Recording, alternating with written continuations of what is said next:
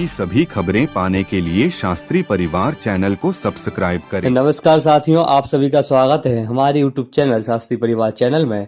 मध्य प्रदेश में वर्ग 2 की चयन परीक्षा का आयोजन हो रहा है। इस चयन परीक्षा में हिंदी विषय में 14वीं इकाई में विष्णु प्रभाकर जी द्वारा रचित एकांकी नींव का पत्थर इसको सम्मिलित किया गया है। तो आज हम इसी एकांकी के महत्वपूर्ण बिंदुओं को देखेंगे, इसके सारांश को देखेंगे और साथ ही विष्णु प्रभाकर जी का परिचय देखेंगे और इस वीडियो के अंत में महत्वपूर्ण एमसीक्यू प्रश्न उत्तर भी करेंगे इसी वीडियो में। इसलिए आप सभी अंत तक इस वीडियो में बने रहें, जिससे आपकी तैयारी बहुत ही बेहतरीन तरीके से हो सके और ये वीडियो आपकी जरूर ही बहुत ज्यादा काम में आने वाली है, इसलिए पूरा अवश्य देखें। तो बिना किसी देरी के हम आज की इस वीडियो को स्टार्ट करते हैं। उसके पहले एक बात कहना चाहूंगा, अगर आप ये सभी नोट्स भी प्राप्त करना चाहते हैं तो हमारे टेलीग्राम ग्रुप को ज्वाइन करें। इस प्रकार की सभी वीडियो प्राप्त करने के लिए हमारे चैनल को सब्सक्राइब करें, ज़्यादा से ज़्यादा लोगों को शेयर करें और अगर ये वीडियो आपको पसंद आती है तो इस वीडियो को लाइक करें। कमेंट बॉक्स में अवश्य बताएं ये वीडियो आपको कैसी लगी। अगर आप हिंदी विषय की पहले वाली सभी वीडियो प्राप्त करना चाहते हैं, उन्हें देखना चाहते हैं, तो हमारे यूट्यूब चैनल की प्लेलिस्ट में जाएं। वहां पर आपको हिंदी विषय की सभी वीडियो मिल जाएगी, जो एमपी वर्ग 2 के लिए बहुत ही जरूरी है। अब बिना किसी देरी के हम आज की इस एकांकी को शुरू करते हैं। एकांकी का नाम है नींव का पत्थर। हिंदी विषय की 14वीं इकाई में इसको सम्मिलित किया है। इसके जो लेखक हैं वो हैं विष्णु प्रभाकर जी। विष्णु प्रभाकर जी का हम परिचय देखते हैं। तो विष्णु प्रभाकर का जन्म कब हुआ था? तो विष्णु प्रभाकर का जन्म हुआ था 21 जून 1912 में। मीरापुर में हुआ था, जो मुजफ्फरनगर के पास में ही है, उत्तर प्रदेश में है। इनका बचपन और शिक्षा देखें तो बचपन इनका हरियाणा में भी था, वही शिक्षा पूरी की। कार्यक्षेत्र देखें, नाटक कंपनी में अभिनय से लेकर मंत्री तक का कार्य किया है इन्होंने। विचारधारा देखें तो आजीवन गांधीवादी विचारों से प्रभावित रहे। लेखन की विशेषता देखें, रचनाओं में देश प्रेम, राष्ट्रीय चेतना और समाज सुधार का स्वर प्रमुख है। सरकारी नौकरी त्याग, गांधीवादी विचारधारा के कारण सरकारी नौकरी छोड़नी पड़ी थी इन्हें। अब अगला पॉइंट देखें, इनका वास्तविक नाम क्या है? तो वास्तविक नाम है विष्णु दयाल। लेखन की शुरुआत प्रेम बंधु और विष्णु नाम से की थी इन्होंने। प्रेम बंधु और विष्णु नाम से इन्होंने लेखन की शुरुआत की थी। इसके नाम से ही उन्होंने कई एकांकी और नाटक लिखी हैं। प्रमुख रचनाएं देखें इनकी तो आवारा मसीहा, शरतचंद्र चट्टोपाध्याय की जीवनी है जो आवारा मसीहा के लेखक भी यही हैं, जो शरतचंद्र चट्टोपाध्याय की जीवनी है।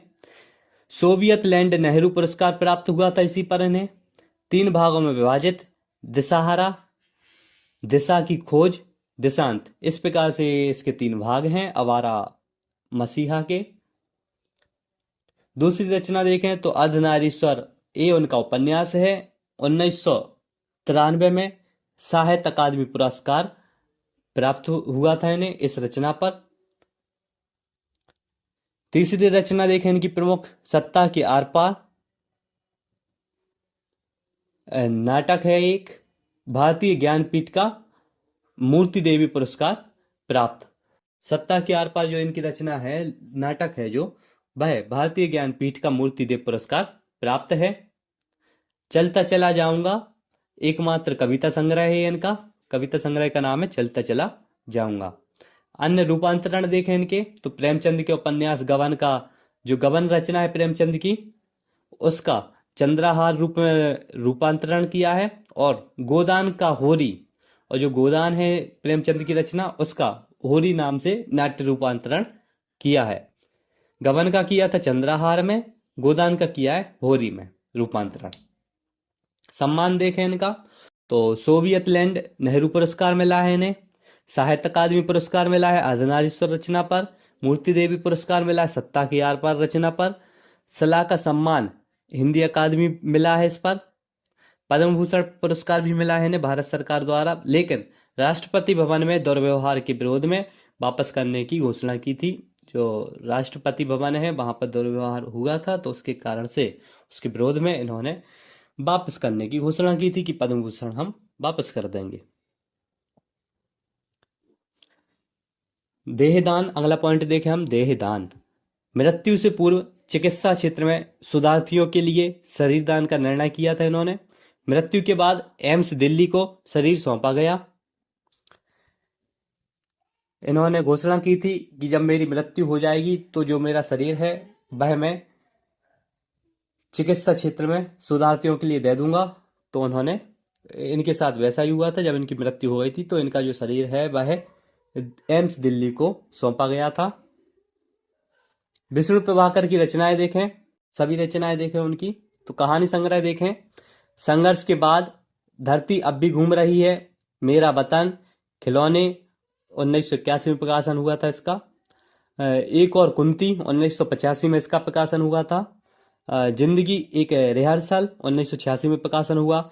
आदि और अंत, एक आसमान के नीचे, अधूरी कहानी, कौन जीता कौन हारा, तपोवन की कहानियां, पाप का घड़ा, इस प्रकार की इनकी कहानी संग्रह हैं। अब आगे देखें, उपन्यास देखें इनके। तो ढलती रात, स्वप्नमयी, अर्धनारीश्वर, 1992 में इसका प्रकाशन हुआ था। निशिकांत, 1955 में प्रकाशन हुआ था। तट के बंधन, स्वराज्य की कहानी, संकल्प, 1993 में प्रकाशन हुआ था। आत्मकथा देखें इनकी द्वारा रचित, जो आत्मकथा है उनको देखें। क्षमादान, 2004 में प्रकाशन हुआ था इसका। पंखहीन, 2004 में प्रकाशन हुआ। पंछी उड़ गया, 2004 में प्रकाशन हुआ। मुक्त गगन में, 2004 में प्रकाशन हुआ। नाटक देखें इनके द्वारा रचित जो नाटक हैं उनको देखें।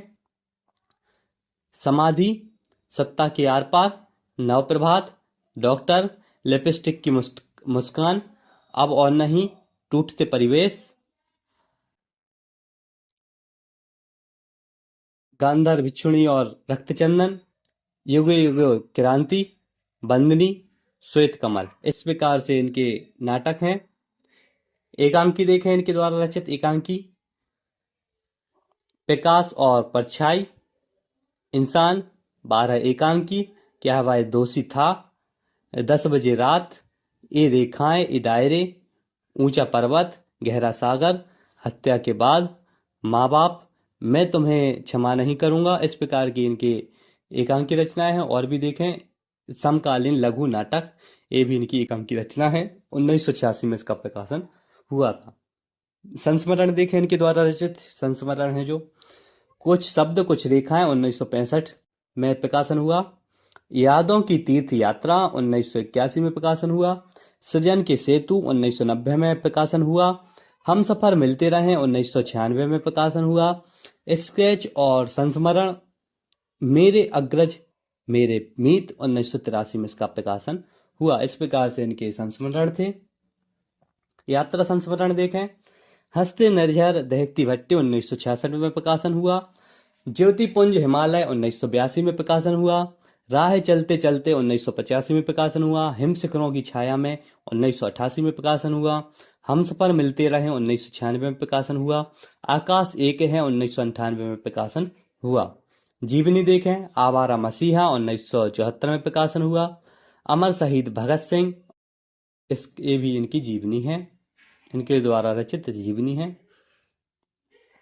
अब जो पाठ है, जो मुख्य एकांकी है, उसको हम देखने वाले हैं। उसकी जो महत्वपूर्ण विषय है उसको हम देखते हैं। एकांकी का नाम है नींव का पत्थर, 14वीं इकाई में सम्मिलित हुआ है। इसके लेखक हैं विष्णु प्रभाकर जी। विधा है इसकी एकांकी। पात्र परिचय देखें तो इस एकांकी में लक्ष्मीबाई हैं। लक्ष्मीबाई कौन है? लक्ष्मीबाई झांसी की रानी है। जूही लक्ष्मीबाई की सहेली है। मुंदर लक्ष्मीबाई की सहेली है। रघुनाथ राव लक्ष्मीबाई की सेना का सेनापति है। तात्या लक्ष्मीबाई के सहयोगी 1857 के स्वतंत्रता संग्राम सेनानी है। रामचंद्र लक्ष्मीबाई का सरदार है। गोरा अंग्रेज सैनिक है। कथा देखें, इसका जो सार है इस एकांकी का उसको देखते हैं। यह एकांकी 1857 के स्वतंत्रता संग्राम के दौरान झांसी की रानी लक्ष्मीबाई के अदम्य साहस और बलिदान की कहानी है।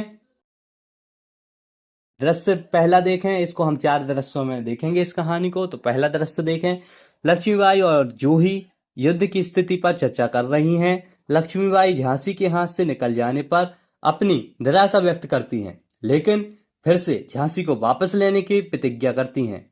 जूही उन्हें बाबा गंगादास के शब्दों की याद दिलाती हैं कि स्वराज की नींव का पत्थर बनना भी एक महान कार्य है। इस प्रकार से पहला दृश्य था। दूसरा दृश्य देखें, मुंदर फिरंगी सेना के आने की सूचना देती है। रघुनाथ राव पेशवा की सेना की हार की खबर लाते हैं। लक्ष्मीबाई अपनी सेना को तैयार रहने का आदेश देती है। तात्या भी युद्ध में शामिल होने के लिए आते हैं। इस प्रकार से ये दूसरा दृश्य था। अब तीसरा दृश्य देखें, युद्ध शुरू होता है। जूही और मुंदर युद्ध में वीरता से लड़ती हैं।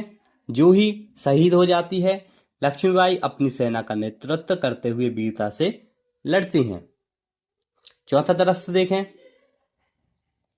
लक्ष्मीबाई घायल हो जाती हैं। रघुनाथ राव उन्हें बचाने की कोशिश करते हैं। रामचंद्र दामोदर को लेकर सुरक्षित स्थान पर चले जाते हैं। लक्ष्मीबाई शहीद हो जाती हैं। इस प्रकार से चौथा दृश्य था। अब इस एकांकी का जो सार है उसको हम देखते हैं कि इस एकांकी का नाम नींव का पत्थर क्यों रखा गया। यह एकांकी हमें यह संदेश देता है कि स्वतंत्रता के लिए संघर्ष में बलिदान का बहुत महत्व है। लक्ष्मीबाई और उनके साथियों ने अपने प्राणों की आहुति देकर स्वराज्य की नींव रखी, जिस पर आगे चलकर स्वतंत्रता का भव्य भवन बना। इन लोगों ने स्वराज्य की नींव रखी थी, इसलिए इसको बोलते हैं नींव का पत्थर, जो आगे जाकर स्वतंत्रता का भव्य भवन बना, अर्थात हमें स्वतंत्रता प्राप्त हुई। इस प्रकार से इस एकांकी का सार था और हमने बहुत ही अच्छे से इस एकांकी को समझा। और इसके जो महत्वपूर्ण एमसीक्यू प्रश्नोत्तर हैं वह इस प्रकार हैं। इनको हम दूसरी वीडियो में देखेंगे, क्योंकि ये वीडियो बहुत लंबी हो जाएगी। अभी 12 मिनट की वीडियो वैसे भी हो चुकी है। अगर इसको भी अभी सम्मिलित करेंगे तो वीडियो और भी ज़्यादा लंबी हो जाएगी, इसलिए इसकी वीडियो अभी हम बाद में अपलोड करेंगे। इसके जस्ट बाद आपको इसकी दूसरी वीडियो मिल जाएगी, उसमें जाकर आप महत्वपूर्ण एमसीक्यू प्रश्न उत्तर कर सकते हैं। आप सभी अंत तक इस वीडियो में बने रहे, इसके लिए आपका धन्यवाद। अगर आपको ये वीडियो पसंद आई हो तो इस वीडियो को लाइक करें, कमेंट बॉक्स में अवश्य बताएं ये वीडियो आपको कैसी लगी, और ज़्यादा से ज़्यादा लोगों को ये वीडियो शेयर करें, जिससे उनकी भी तैयारी बहुत ही अच्छे तरीके से हो सके। धन्यवाद साथियों।